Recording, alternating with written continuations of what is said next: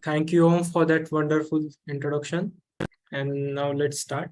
So today we'll look into a major scandal that happened in an international company from Japan, the Toshiba accounting scandal. So let's know about its background first. Toshiba is a large multinational company headquartered in Japan.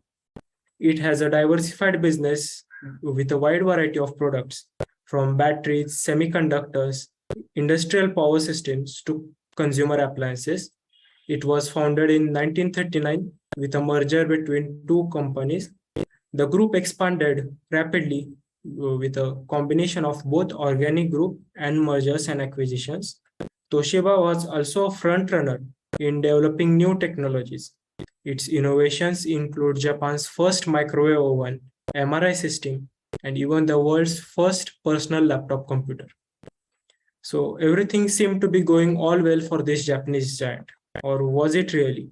On 21st July 2015, Toshiba's CEO, Hisao Tanaka, announced his resignation in the face of an accounting scandal. The detail of the scandal emerged the day before when an independent investigative panel released a report describing the accounting misconduct. The fraud was found to have taken place in a course of 7 years from 2008 to 2015, involving two former CEOs alongside the current CEO in the scandal. So how was all of this done? Investigators found evidences of multiple malpractices that resulted in overstated profits. So there are specific rules in accounting known as accounting standards, which state that if you discover a loss, it should be recorded immediately. But Toshiba didn't do it. They postponed disclosing the losses on various projects. An example of this is they received a contract worth $130 million for providing electrical equipment. Later, it was clear that they would suffer loss and it would cost them over $210 million, meaning a loss of $80 million. But they didn't even record this loss. While they didn't record the losses, on the other hand, they booked profit in advance. So to understand this, let's take an example. Suppose you have an apartment and you have rented it out.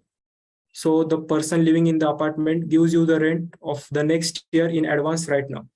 But so you receive the income, but that income shouldn't be considered in the income of this year, but in the next year.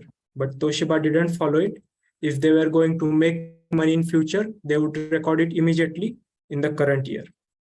Another strategy used by Toshiba was overstating the values of their inventories.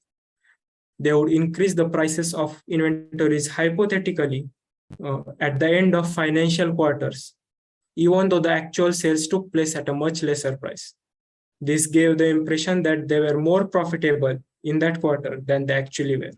Some other malpractices they've used were recording less expenses and less cost than they actually had for raw materials, projects, and other constructions. Using a combination of all these schemes, they avoid posting losses. Most of them were delayed until they just couldn't do it. By 2015, the amount became too much to handle. The total amount of profits that had been fabricated came to be a 1.2 billion US dollars. For relevance, that's a total of 9,921 crore rupees, thus making it one of the largest cases of internal misconduct that had ever happened. So why a 100-year-old successful company with so many innovations get embroiled in such a messy scandal?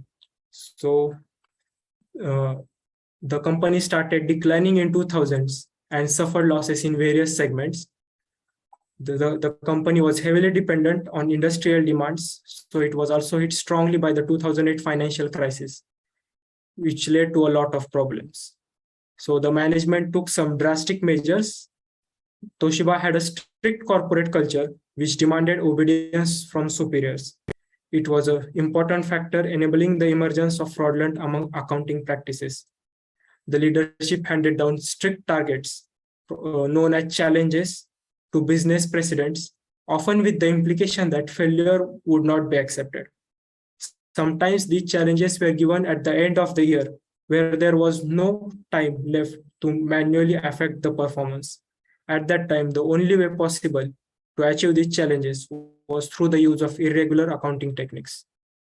Thus, the CEOs did not directly instruct anyone to commit a fraud, but rather they placed immense pressure on subordinates and turned a blind eye to whatever that was happening.